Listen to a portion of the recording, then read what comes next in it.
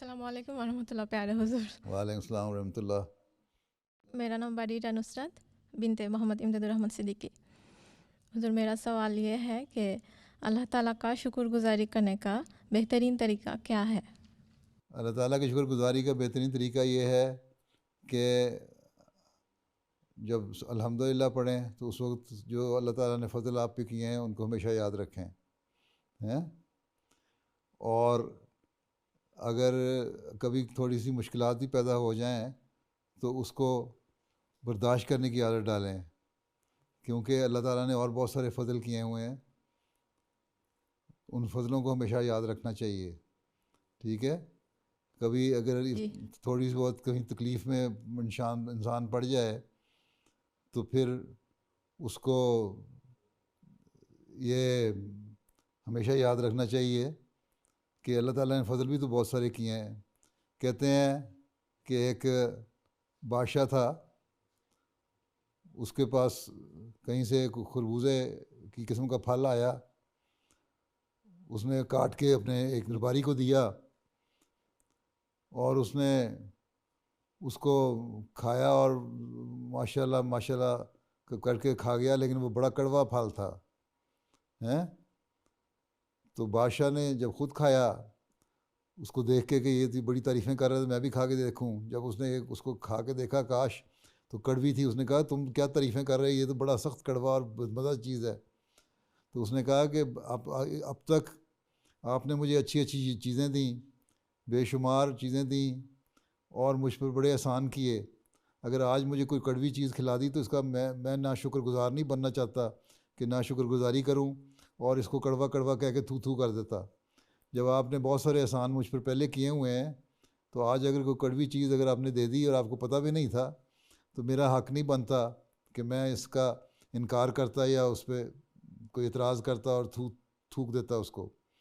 اس لیے میں نے خوشی سے کھا لیا کہ آپ کے جو احسانات ہیں اس کی شکر گزاری یہی ہے کہ آج مجھے کوئی کڑوی چیز بھی ملی ہے تو میں کھا لوں آرام سے۔ تو یہ سوچ ہونی چاہیے انسان کی شکر گزاری کی، ٹھیک ہے جی۔ تو جب اس طرح انسان شکر گزاری کرے، اللہ تعالیٰ کے احسانوں کو ہمیشہ یاد رکھے اور چھوٹی چھوٹی تکلیفوں کو بھی برداشت کر لے اور اللہ تعالیٰ سے دعا کرے کہ اللہ میاں تیرے بڑے مجھ پر احسان ہیں، اب بھی مجھ پر احسان کر، رحم کر اور میری اس تکلیف کو دور کر۔ لیکن یہ شکوہ نہ کرے انسان کبھی کہ اللہ میاں تو نے کس مصیبت میں مجھے ڈال دیا ہے، میں تو ایسا نہیں ہوں، کہ کیا اس طرح ہی تو تکلیفوں میں ڈالتا ہے مجھے، اس طرح کی باتیں کرنا اچھا نہیں ہے۔ صحیح ہے، سمجھ آئی؟